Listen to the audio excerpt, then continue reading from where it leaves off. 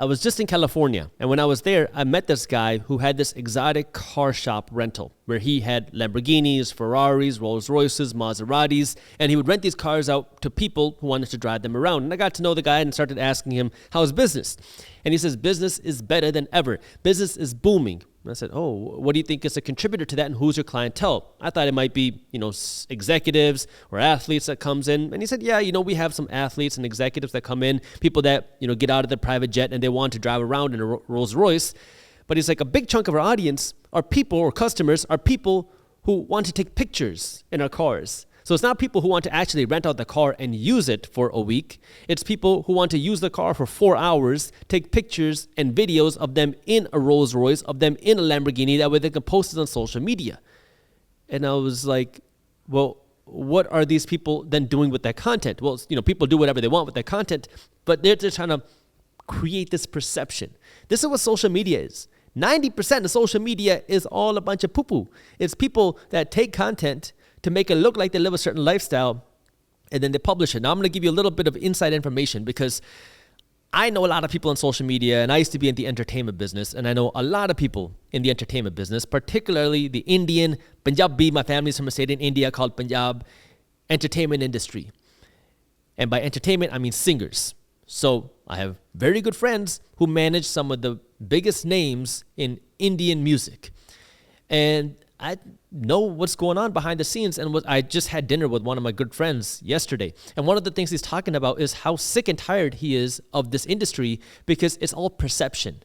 You have to look like you're rich, right? You're posting of yourself in these mansions, in the pool, with all these girls, living this lifestyle, when in reality, it's nothing like that.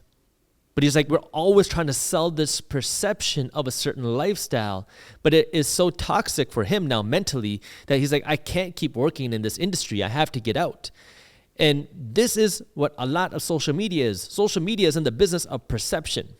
And if you fall into that perception and you feel like, man, what the heck? Everybody else has got the nice cars. Everybody else has got this beautiful wife or this beautiful husband who's always working out. Everybody else has this amazing job. Everybody else has this perfect lifestyle. And here I am here working my butt off and I don't have any of that. What are you doing wrong? And this is what creates so much toxicity, where we always feel like we're doing something wrong and we're chasing something that's not true. But this is where, again, it starts with your mindset. Building that wealth isn't so attractive. It isn't something you can show off on social media, but you got to decide, are you living for social media or are you living for your family and your wealth? And once you make that decision, it's going to be a lot easier for you to make the sacrifices and make the decision and do the hard things that will actually allow you to build the wealth. This then brings me to number 2, which is the practical part now, which is pay down your high interest debts. If you have any sort of high interest debts like credit card debts, you need to pay it down ASAP because this is skinning you alive financially. If you have $5,000 worth of credit card debt, which is less than the average household credit card debt in America, but if you have $5,000 worth of credit card debt and you only make the minimum payments, do you know how much that credit card debt is going to cost you? If you're only making the minimum payments, that $5,000 is going to cost you the $5,000 you got to pay back, plus about $10,000 worth of interest.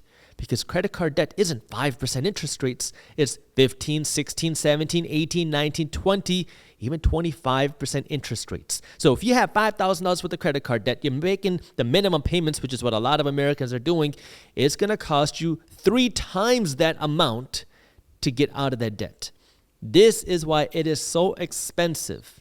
It is so costly to buy things that you cannot afford, that aren't paying you with money, so that's not yours. Not just because now you're going to have to pay the money back, but now because you're going to sacrifice your ability to build future wealth, because today's money that you're earning today isn't able to go out and be invested. It isn't able to go out and build a business for you. It isn't able to go out and build your savings for you, but it has to go out to pay interest for the stuff that you bought last week or last year.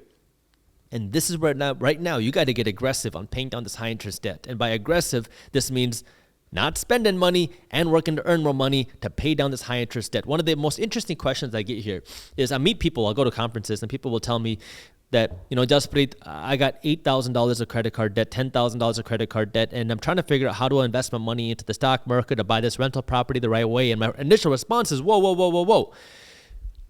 let's talk about this.